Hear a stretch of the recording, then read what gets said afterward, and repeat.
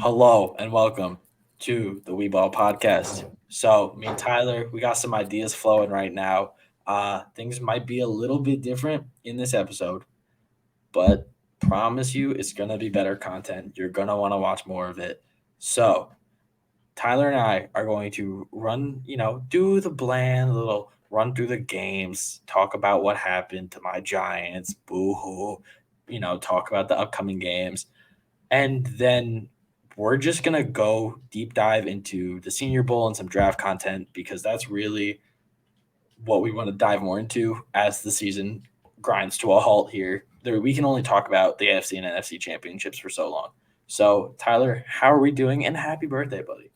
Appreciate it. Like Luke said, my birthday is the day that we are recording this, January 25th. So I really do appreciate it. But like you said, hopefully more of a free flowing episode. I think the last couple have been good, but we need to kind of, be able to find a rhythm and not necessarily feel like we need to reach certain landmarks. So I feel like this is going to be more fun, more free, and hopefully better for you guys, the viewers. Yeah, I don't think most podcast hosts would just openly tell you that we think what we were doing the last 2 weeks wasn't great. Um, but it was nice to get back into the rhythm, and now we can kind of do what we've wanted to do with this podcast since like last August. But first, we are going to just dive into the AFC and NFC championship games. First, we're going to talk about the AFC. The Bills really were were bad, and I said last week they looked beatable, and apparently they definitely were beatable because the Bengals they beat them all right.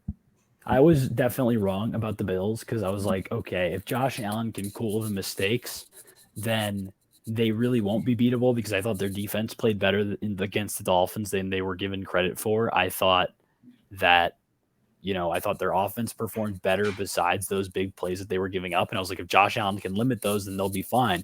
And the thing is, Josh Allen really didn't have much of a turnover issue like he did against Miami in this game. But it just everywhere else on the team proved to be a hole. The running game, no matter what you think of Ken Dorsey, no matter what you think of their running backs, it is basically just Josh Allen and nothing else, which is a big problem for them because, you play in Buffalo, you're going to be playing in the snow in the playoffs. And what happens when you can't run the ball? What are you supposed to be doing in the snow? I understand that they have the biggest quarterback, the guy who is supposed to be able to throw to cut through the snow, but you never saw teams in the 80s going to draft guys who could throw that could cut through the snow when they played in the snow. They were going to establish offenses that were going to work to their environment. Like even back in the day and even now, most of the times teams get offenses that work to where they play.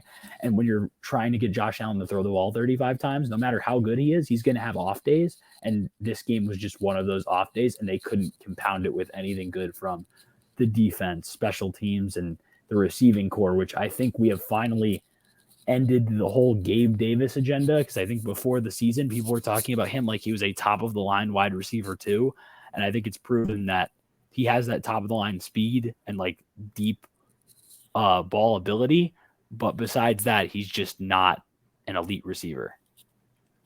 Yeah, no, definitely not. And I kind of was on that train the whole time because Same. you can have one good game. Cool. Dante Pettis has had great games. Um, but that doesn't mean you're an elite wide receiver just because you're fast or you have a good catch radius. Like you need to be a well-oiled machine to be an elite wide receiver, and you need to do a lot of things right. You can have one weak area, but that weak area can't be like most of the important parts of being a wide receiver, like Gabe Davis. I'm gonna be honest, he's just really fast, and when he's open, he catches the ball. But when he's not completely open, he's not good at catching the ball. He doesn't have a He's wide just catch not the radius. technician you would hope for somebody like your number two wide receiver to be. Like Stephon Diggs is an example of a receiver who isn't the fastest, isn't the strongest, isn't the biggest, but he is just a technician. Like he just wins with routes and yards after the catch, even though he isn't like a top end speed guy. Like he just does everything well.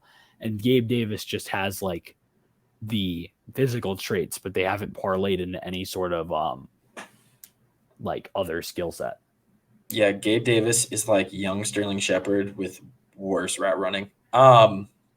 But on the And other side, that makes him good. the Bengals, their receiving core, which is disgusting. And Jamar Chase proved once again that he is a premier receiver in the NFL. And I think that we've kind of seen, along with that rise, the rise of the Joe Burrow narrative. A lot of people saying that he is the number 2 quarterback in the league. Me and Luke discussed before the podcast. I don't think either of us agree on. I don't think either of us agree with that take necessarily, but he is definitely establishing himself as probably a top 5 guy. What do you think? So personally, I still think Josh Allen is a better quarterback. I think he's being held back. Surprisingly, didn't think I would be saying this at the beginning of the year. He's being held back by his coaching staff. Bill Burr and his boys aren't getting it done.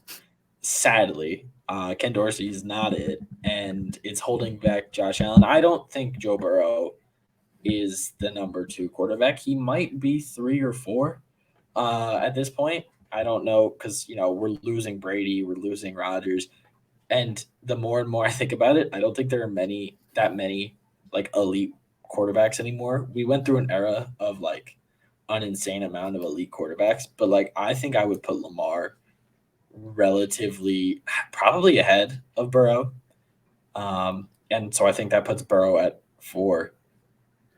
Just overall skill and talent. That's not Yeah, just I like personally am I'm kind of leaning the opposite direction. I think I would go Burrow just because I think that Burrow might be the smartest quarterback under the age of like 35 that we have in the league right now. Like I think that his ability to pick apart defenses, throw with anticipation, throw to spots. Like we've seen guys who can throw to spots, but this guy, it's like it's not RPOs. It's reading the whole field, finding a guy, and by the time you're at the top of the drop, the ball is out, and the guy who's running the route hasn't even turned around yet. Like I think that the mental game for Burrow is just insane, and I think we're seeing a lot of people, as we're going to probably touch on later when we talk about the draft. I think we're seeing a lot of people who believe that like they're fading traits a little bit more, and they're going for more of the mental side. And Joe Burrow is a large reason for that. I think that's fair. I do also think it's a case just like how Josh Allen's being pushed below Joe Burrow because of who his offensive coordinator play caller is. Right now, I think that's obviously happening to Lamar too by a lot of people. Also, people just hate Lamar. Don't get it. Don't know why. Yeah, it So makes no sense. There's the no public logical opinion reason. of Lamar is so weird, and either you love Lamar or you hate Lamar, and I don't get it at all. He seems like a genuinely nice dude. So And he's a killer on the field. Like that dude is insane. Like there's no reason to not like Lamar Jackson he is unless he's probably your rival quarterback. he is maybe the most fun guy to watch at the position outside of guys maybe like Mahomes and Allen. If you don't even think that if you don't think Lamar's number 1, he's at worst the 3rd most fun guy to watch in the sport at the position. So like I don't know why you wouldn't like him there. Off the field, like you said, seems like a great guy. I mean, but he does get a lot of slander. And I don't get yeah, it. it makes no sense. But again, on the other side of the AFC championship round that we are about to get, we've got the Chiefs. I don't know if much needs to be said about this We Chiefs knew what team. was going to happen. They almost got Yeah, saved by an injury, but we knew what was going to happen. that game The was on Jags pace aren't to be ready, a massacre if and Mahomes did then not get Chad hurt. Henne had to come in. And Chad Henne did lead a very strong drive. Like Shout out Isaiah Pacheco. That's my guy. Isaiah Pacheco is just like the fact that Kansas City found a playmaker. I think that's a thing that distinguishes them from Buffalo. Is even though Isaiah Pacheco isn't some elite running back, he is a guy that you can hand the ball off to, and maybe he will make a big play. When is the last time you saw the Bills hand the ball off to a running back and he got a big gain? Just doesn't happen. Okay, I just would like to point out that both of those two teams drafted our running back this year. One of them is much better than the other, and I believe Isaiah Pacheco was taken after Cook. And James Cook was like a draft sweetheart. A lot of people liked them. I just don't know if that was the back the Bills needed. No, I think they needed more of a power bell cow guy. Like we're going to probably talk about later, a Senior Bowl guy I really like that could potentially go there and fill a role. But yeah, it just didn't make sense for me that they went with a guy like James Cook, who is very clearly a complementary piece and not somebody you're going to look at as a 20 carry a game bell cow guy, which is what you need in Buffalo to counter with that passing game that automatically is good solely because of Allen and Diggs. All right, we're gonna move on from the Bills. We've done a lot talking about the Bills. How do you feel about this matchup? Personally, I'm taking the Chiefs, but I think it gets a little wishy-washy with the injury. Although Mahomes did look really good today in practice. I don't know if you saw the clips, but he's running around already, which is crazy. I'm gonna say it, and I don't like to say it because you know my stance on Mahomes. I've called him '90s Michael Jordan before. I've said that if you go there, it is effectively over if you have to go travel to Kansas City. However, the Bengals are a team that is built to beat the Chiefs. That is the way that they are constructed. They are defensively good at the things that you want to be good at on defense to beat the Chiefs. You want to get pressure, and they have a strong interior. The Bengals have a strong interior rush and can beat the Chiefs without rushing more than four. And then, like, that can force Mahomes out, especially if he's injured going into this game. That could be rough for him. I think that they're good at that. And another thing that they are really great at lately is running the ball. And I think that if you want to keep Mahomes off the field, guys like Joe Mixon are going to have a big day. And I think I saw a stat that the Chiefs give up the most yardage to inside zone runs in the entire league. And the Bengals, as of the last couple of weeks, are getting the most yards on inside zone runs in the league. So I think that they might get gashed. And I'm surprisingly enough taking the Bengals. So this is the one thing that I just want to point out. I don't know how much this is going to change, but last year, rushing wise, Jerick McKinnon had 12 carries for 65 yards in the championship game versus the Bengals. And I think with Isaiah Pacheco, that changes. I don't know necessarily if he gets more carries, but I think he's more of a threat. And I know McKinnon is like Mahomes' personal protector. Like he loves having him out there because he's a great blocker. He's good at chipping, even for his size. And Mahomes trusts him a lot.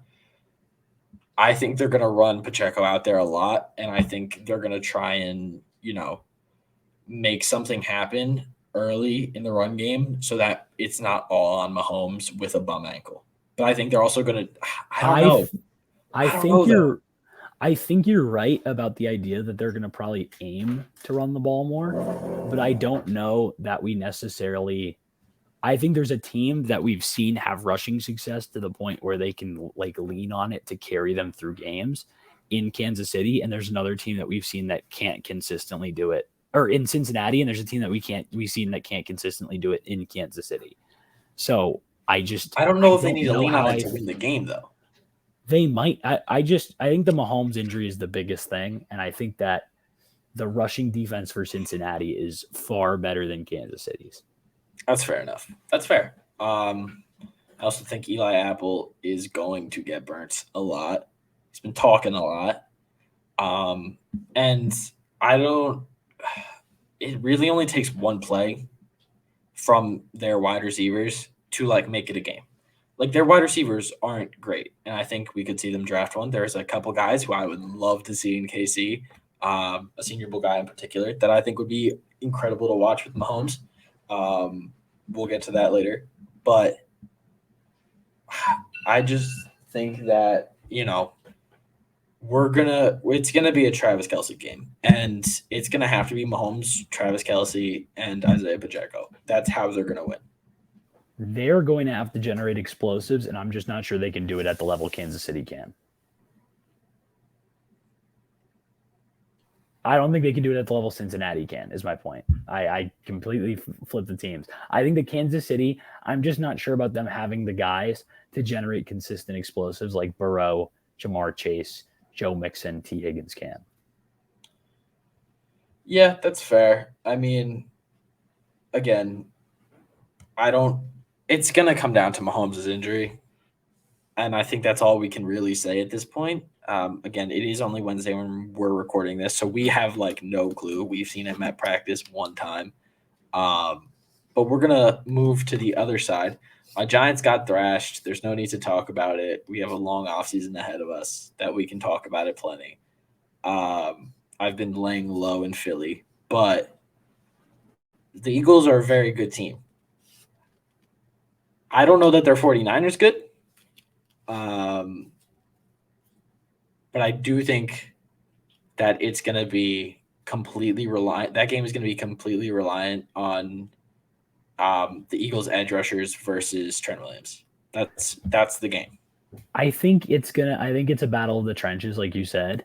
And I think that I'm scared that the 49ers defense has what it takes to make Jalen Hurts throw the ball. And I'm not sure how I feel about him consistently throwing the ball against Fred Warner and that linebacker group in secondary. Yeah, no, I think obviously Nick Bosa is, as Pat McAfee said today, he's a jungle cat. Like how low he gets to start on the line of scrimmage. I don't think I've ever seen, an edge start basically in a plank. And he's jacked right now. Have you looked at Nick Bosa lately? Dude is jacked right now. So I Yeah, think he's going to cause problems. You always hear NFL players talk about how they can get like more like athletic when they leave the NFL. Like they can look more athletic because they have to like bulk up for the NFL at times. And Yeah. Nick Bosa just looks like he threw that out the window. The dude is absolutely just massive. He's insane. And I don't know how he generates enough. He just generates so much force. And again, he literally is in a plank. So I think it's going to be kind of an issue for that older offensive line dealing with Nick Bosa. Well, again, they're an incredible offensive line, but Nick Bosa is just a different beast. So I think it'll be interesting. I definitely think Warner is going to be a big, part of this game, but the I it's going to come down to the offensive line for the 49ers, personally. Yeah, I think you're right, and I think that Trent Williams, I would take that guy against just about anybody. I mean, Anyone. We just saw him against Micah Parsons, and he shut him down essentially. I mean, as quiet of a game as Micah Parsons can physically have, he did. So, I mean, and I just think that Fred Warner occupies a part of the field where it's the same thing that happened with the Dolphins. I think Fred Warner just occupies a part of the field where the Eagles thrive, and that's just the middle of the field. AJ Brown, Devontae Smith, Dallas Goddard, their running game. These are all things that just eat over the middle. And I'm not sure that they're going to be able to do that with the threats that they have inside for San Francisco, along with linebackers like Fred Warner, who have the size of a normal like run thumping linebacker and then the speed of a free safety. Yeah. This is going to sound crazy. I think Nick Sirianni is too cocky of a coach to play against Kyle Shanahan. Um, I think I don't think Sirianni is necessarily. It's not that he's not smart enough. I don't want to say that, because I think he's a good play caller, like offensive mind type thing. And he seems, he's just. I don't trust him to have to make if they're getting like tight, super close game, or they're down 2 scores at half. I don't trust him to make changes. And as we've said many times, they haven't had that shock loss. They haven't been punched in the mouth yet. And Sirianni hasn't had to adjust at all. So, we'll see how it goes. But I am I taking the just 49ers. I'm taking the 49ers too, and I don't think it is as much that I don't like Sirianni as I just I don't don't like know. I don't know that he can outsmart. I don't know if him Shanahan. and their defensive coordinator is Gannon their defensive coordinator. Gannon, yeah. Yeah, I don't know that him and Gannon and Shane Steichen can outsmart as a trio Kyle Shanahan and D'Amico Ryans as a play caller and like a play calling duo. I just don't. Those are just two coaches that I don't feel confident can be outsmarted by anybody, and I just don't think Nick Sirianni is a guy like an Andy Reid, like that. I believe if you put like Andy Reid against San Francisco, even though I know he has Mahomes, like you feel confident Andy Reid could come up with something. I just don't Yeah. know that I feel confident in Sirianni and Gannon to like Shanahan is just so next level to the point where that offense, everybody hopes for it, and then when their team gets it, they're like, this isn't even close to what San Francisco is running because that's how different Shanahan is from the rest of the pack. So I don't know. I'm taking the 49ers, but it definitely I think will be a close game. Oh yeah, 100%. All right, this is where we're gonna get a little bit, looser with it. This is Nerdy. where, all Nerdy. right, man. Okay, whatever he said.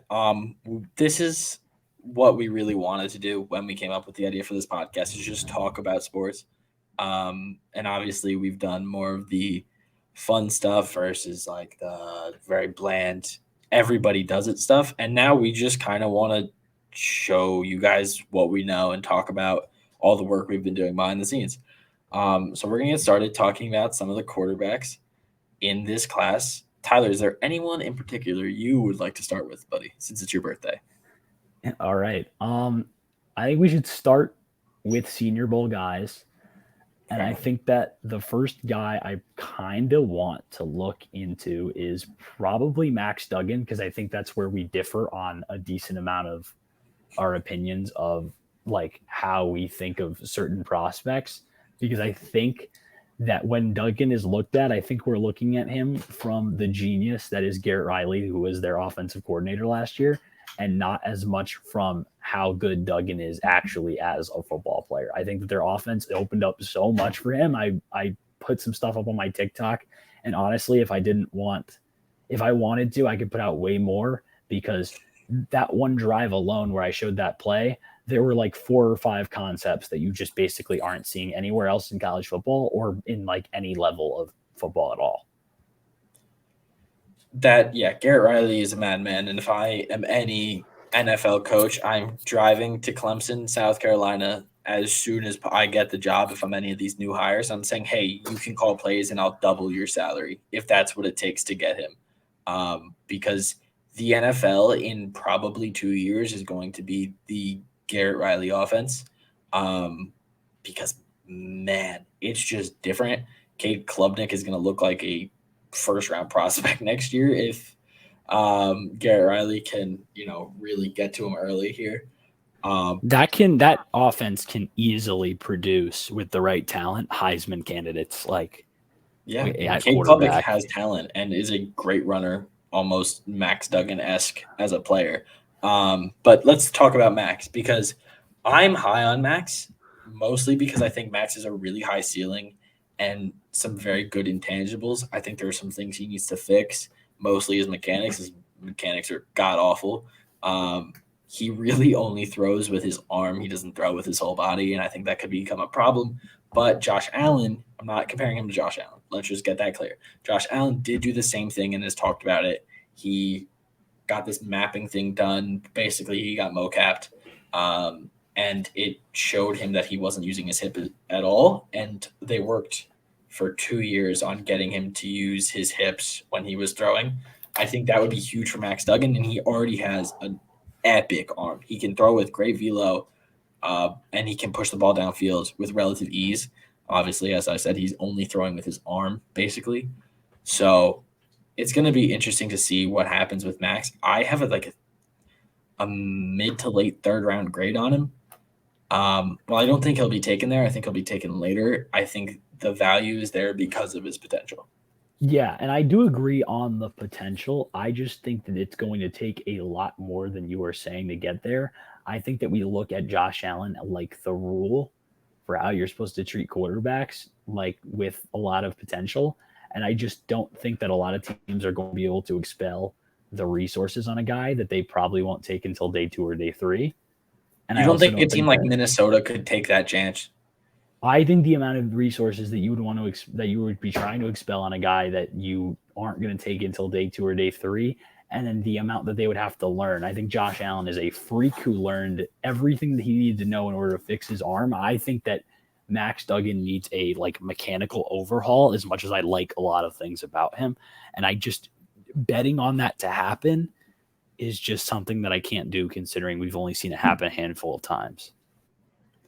I think that's definitely fair. There is another Senior Bowl quarterback who I do want to talk about.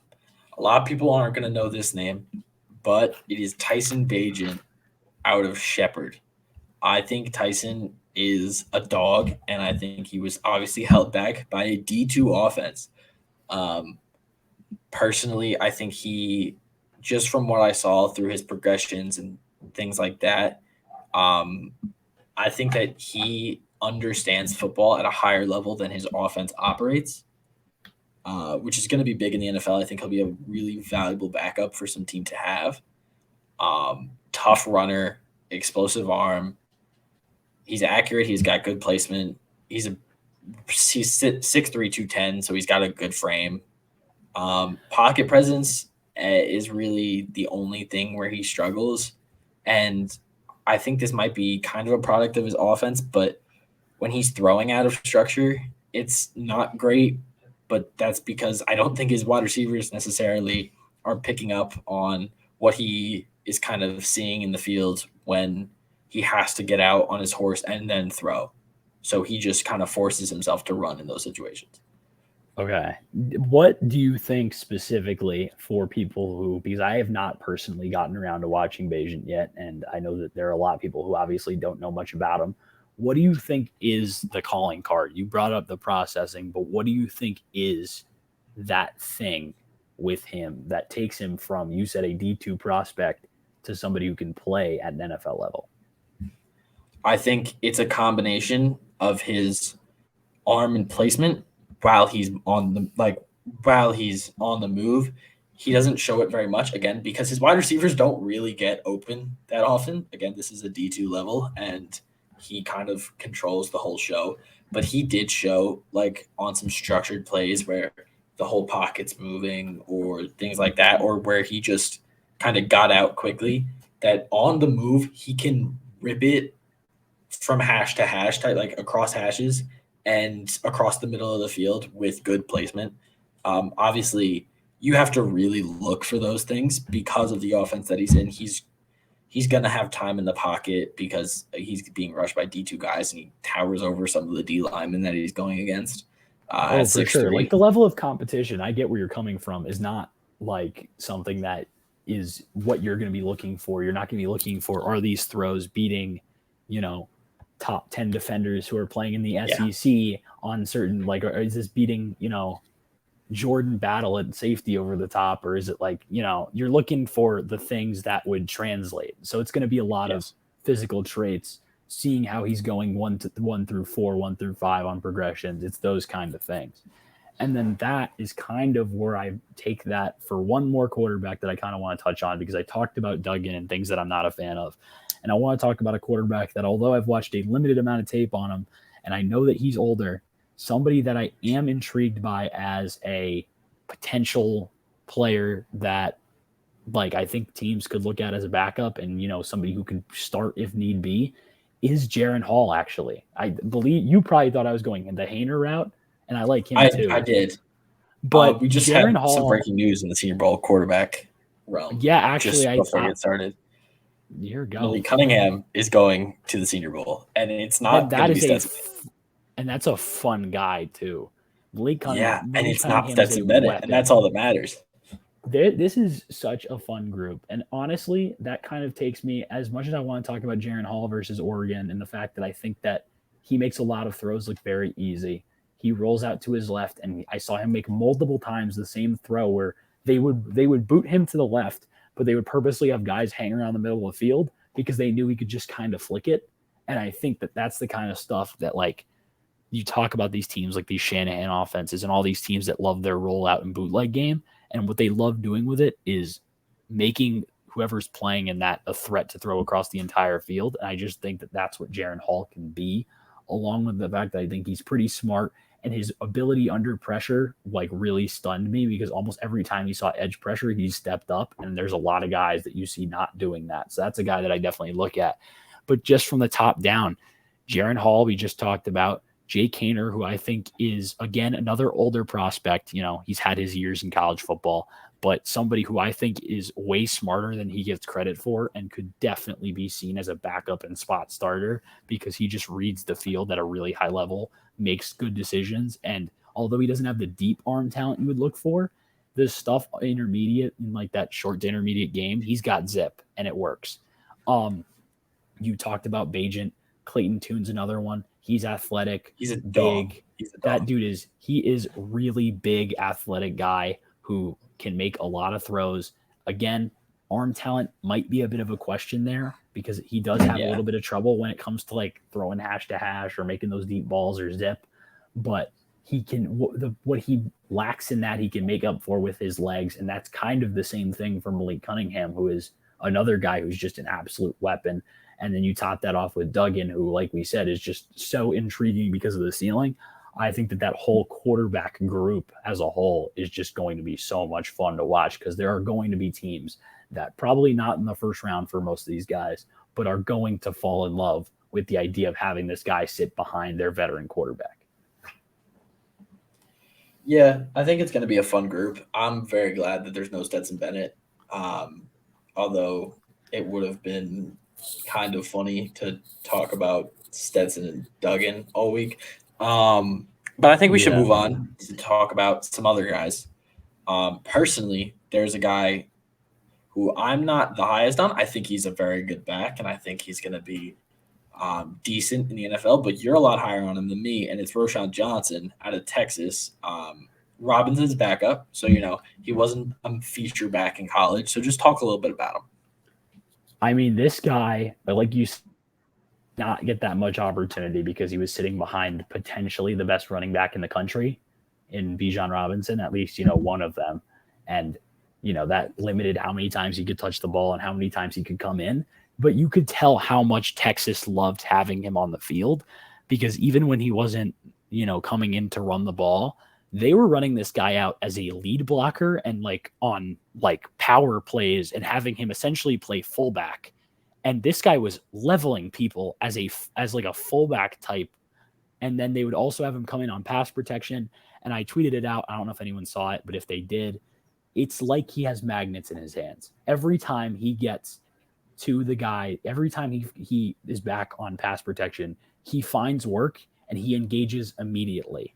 You never see him whiff in pass protection. This is going to be a quarterback's best friend.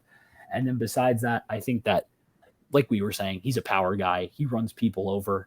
I'm looking at my grades for him right now. The best things that I thought about him were his blocking. I thought was absolutely elite, his power, and his contact balance. He's got 8. I'm not saying he's Derrick Henry, but that stiff arm reminds you of Derrick Henry, because he is throwing guys into the turf. He trucks people. And I honestly think that things like his vision and his ability to like create plays in the backfield are a little underrated, because I saw a lot of people just talking about him as a power back. But there were times where like there would be a defender right in front of him, and I saw one where he like did a back juke and then kind of cut to the outside, and he looked like somebody a lot smaller than we give him credit for.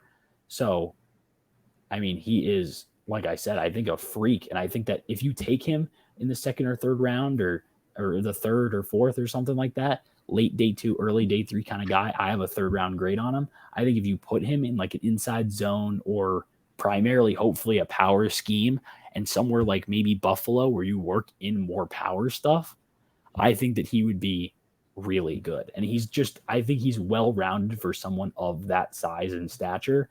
And just, I don't know, I think he's an underrated player because of who was in front of him.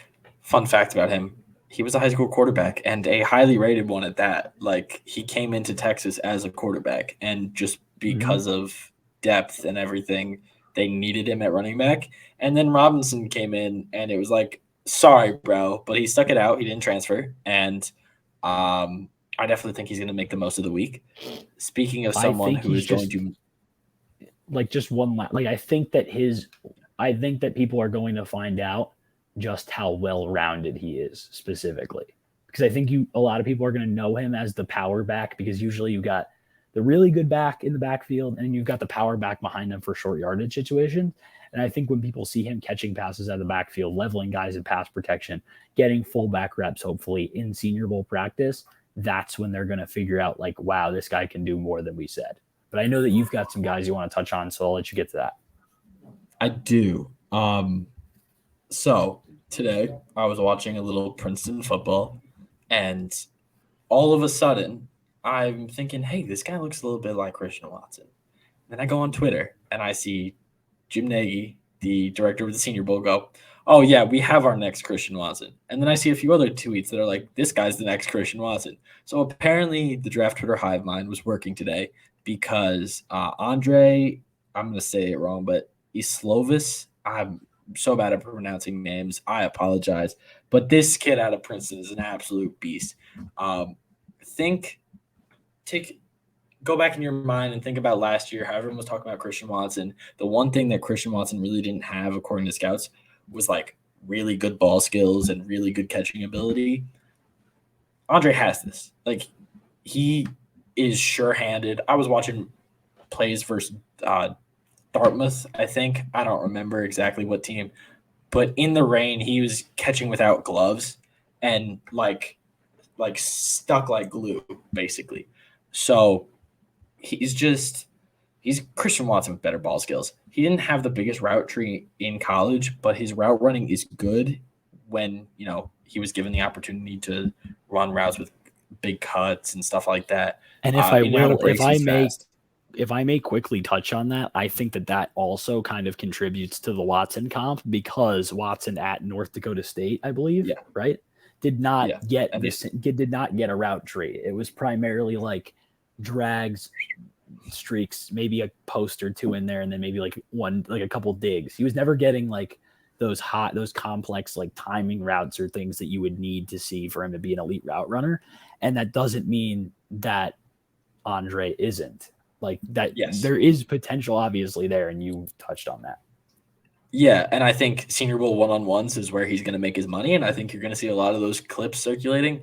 Again, he fights. He basically gets in fist fights in the air when he's going up for contested catches. Like, he is going to make you pay if you go up with him. He's got good length, good size, and the only real problem with him is he is probably the most atrocious blocker I've ever watched. He just kind of like pats the guy on the chest and then like gives up. So, if this kid he's going to have to work on that. I'm just going to be honest with you. If he wants to be out there on running downs, you're going to have to work on that a little bit. But again, that's something where he just needs to engage a little bit more. It's not like he's getting bullied and pushed to the ground. He's just, like, who cares? This isn't what I'm here for. Which at the Ivy League level, that's all right. Like, that outside corner isn't going to be sprinting in to take out your running back right away. But in the NFL, he could, some mistakes could be made if he does that. Yeah, obviously that's things you can work on. Like, you can always become a better blocker, and especially at his size. You said he was where as far as like a height weight kind of thing? I don't have the number right in front of me, but if it's similar, right, let's just say you said similar build to Christian Watson, and Watson's a big guy. I mean, he's not he's not the bulkiest. He's listed at 6'3", 200. Yeah, and that's more than big enough for you to become a better blocker. So those are the kind of things he's going to work on. I'm assuming getting more physical within, getting that route tree and actually having to probably fight more jams and get inside on more like timing routes and stuff like that. Like, the size is going to come. Those are things that you can always work on. You can't teach the kind of, straight line speed and those kind of like ball skills. Those are not things that automatically get better. So I think that, like you said, it's a guy who can be Christian Watson. And like we saw, Christian Watson went off this year down the stretch for Green Bay. So once he adjusts, he's going to be a threat. Oh, for sure. And I don't know if you have any more guys you would like to specifically touch on, but I think that maybe one more each, because I got one more guy that I'm kind of been thinking about. I do. I have a few, but I've done a little bit more work than you this week. You have. I have not. I'm still doing a lot more, and I think that the last guy I kind of want to touch on and what I think, because I think that this is a guy who's gotten a lot of discussion because he was a high producer in college and now is going to be, like we said, at the Senior Bowl, is Nathaniel Tank Dell, who is, I think, somebody who, if he can iron out his inconsistencies, can be one of the better slot receivers in the NFL. And you say that and you're probably not thinking it's exciting, but there are a lot of offenses in the NFL who are very reliant on the slot receivers. Think of, the Raiders when Hunter Renfrow was getting like near 1,000 yards, or like just a lot of teams like having that third guy. And especially some of these teams that I think have bigger guys, like you think of like the Cardinals, like with D-Hop, and you think of like what they try to do with Rondale Moore. I think that's something very similar to what Nate Tank Dell can be, because I think that his route running is honestly when he is like on deeper routes, I think he does a really good job stacking and getting over the top. Like if you don't have safety help over the top, he will burn you. And I saw it multiple times throughout the game. He didn't get a lot of touches in the games that I was watching, but I think that like it was just a lot of missed opportunities because there were a lot of times where a safety was not hanging and he was just burning straight past whoever was on him. But I think that's a guy that, like you were kind of saying, refining the route tree, getting bigger, working inside. But there is a bit of a concern there because Dell is, I believe, like 165 when it comes to weight. And that's something that I think is definitely going to be a bit of a concern. But this is a guy that I think people are going to be excited to watch at the Senior Bowl because you'll probably see him get some work out of the backfield, working around on those little like pitches outside screens. They ran him on a lot of quick outs and stuff to just get him behind blockers. Like I said, he's 5'10, 165, but he has that like Kadarius Toney type speed. Maybe not the same, jukes and stuff after the catch, but he can be a threat with the ball in his hands. And I think that that's his best trait. So that's another guy I would say to watch just because I think a lot of people are going to fall in love with those traits, the speed, the ability to get over the top, the ability to stack defenders, and then the fact that you could probably move him around primarily in the slot, but putting him, maybe in the backfield on some pass catching routes. So I could talk about a guy who I think probably gonna get the same kind of looks as Dell is gonna get. I could talk about good old Cam Latu being underutilized at Alabama. I could be talk a lot about a lot of guys being underutilized at Alabama this year or used wrong in the system. But I'm not. I'm gonna go over to Tennessee. I'm gonna go to Rocky Top. I'm gonna go to the offensive tackle, and I'm gonna talk about Darnell Wright. This dude finishes blocks like I've never seen. He kills people on a football field. Incredible power, and either this person is locked in a hand-to-hand duel with him or they're on the ground. Those are the only two options. I watched like 3 games. I didn't see him get beat more than twice. And obviously that's a pass-heavy offense, so that's very impressive on his part. But he anchors well, he finishes well, incredible power. His feet aren't the greatest. His run blocking is a little lacking, but he can work on that. I think he has to get a little bit better at going forward. I think he likes to let people come to him and then take them down, and he's really good at it. But other than his run blocking, there's not many holes in his game. His movement could be a little bit better, but I don't think it hasn't needed to be, even against guys playing at Alabama, other like Will Anderson and maybe twice in the Georgia game. I didn't see him get beat, and those are some pretty good edge rushers you're going against. Yeah, I think when you're playing the SEC and Georgia and Alabama, the guys who are consistently going in like the top 5, I think maybe, just maybe, you get that's the closest you're probably going to be getting to NFL talent. And normally he was going one-on-one with those guys because they trusted him and they need to allocate those resources elsewhere. So he's a monster. I'm really excited to see him in Mobile. And I think he's going to move up draft boards. I have a second on him.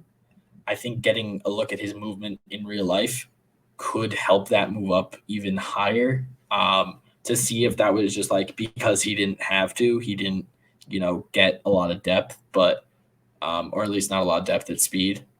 But we'll see. It's and I definitely do think that we kind of talked about it with like quarterbacks and the fact that there aren't that many quarterbacks that are going to be like you're not really looking at any of these guys as first round picks right now. So I think that there are going to be a lot of teams who are going to be looking for guys at the Senior Bowl who they could potentially take in round 1. Even if they don't, necessarily right now have them as a round 1 grade, they might see a guy like Wright, like you said, give him a 2 and be like, let's see him come in. Let's see how he moves. Let's see how he's testing. Let's see how he plays in the one-on-one drills. And then if that jumps, because we always see that Senior Bowl jump from guys, we talked about it with guys like Joe Burrow coming in, being able to talk to coaches.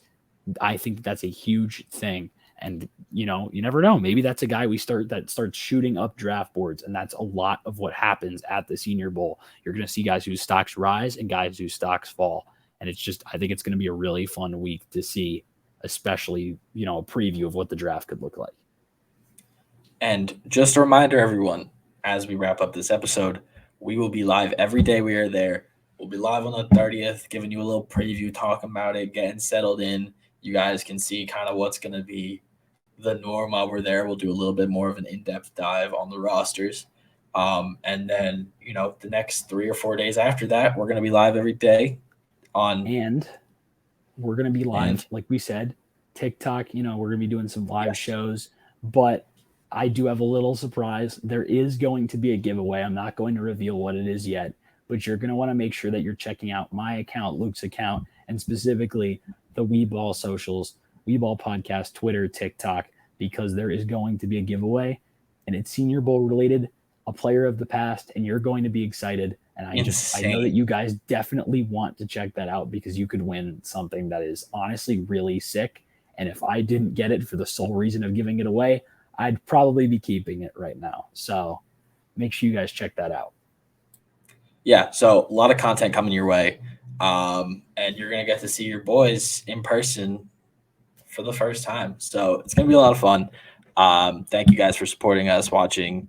Leave a like, leave a comment, leave a review.